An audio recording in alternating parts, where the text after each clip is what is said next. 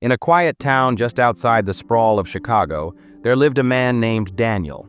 He wasn't the kind of guy you'd notice in a crowd.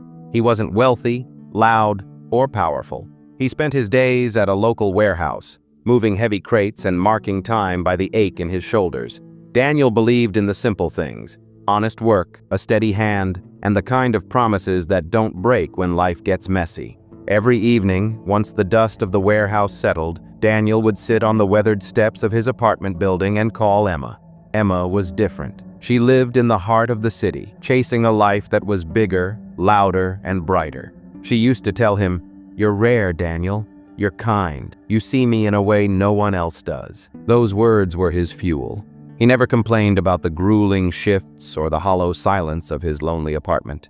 In his mind, he was building a bridge to her. He dreamed of a small home, the smell of fresh coffee in the morning, and a life built slowly, brick by brick, together.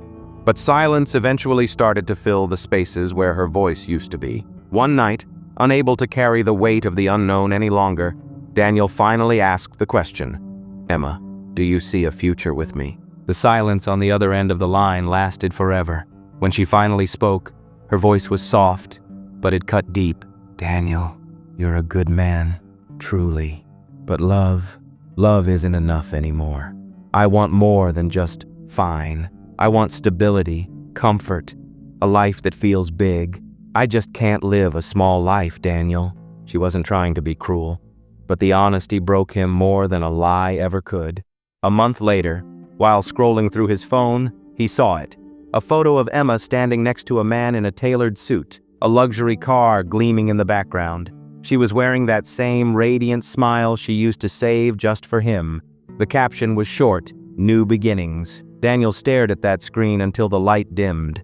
That night, his thumbs hovered over the keypad. He typed a message he would never hit send on. "I hope he gives you everything I couldn't. I hope he's there to listen when you're exhausted, and I hope he stays when the world gets hard. But if you ever wake up and miss the kind of love that didn't need a price tag, just remember, I was real." He took a breath, deleted the words, and put his phone face down. Years passed. The pain didn't disappear, but it transformed. Daniel poured that hurt into discipline. He worked harder, learned a trade, and eventually opened his own small business. He grew stronger, quieter, and much wiser. He wasn't trying to prove her wrong. He was just busy building a version of himself that didn't need someone else to feel complete. One rainy Tuesday, as he was locking up his shop, his phone buzzed. It was a name he hadn't seen on his screen in a lifetime.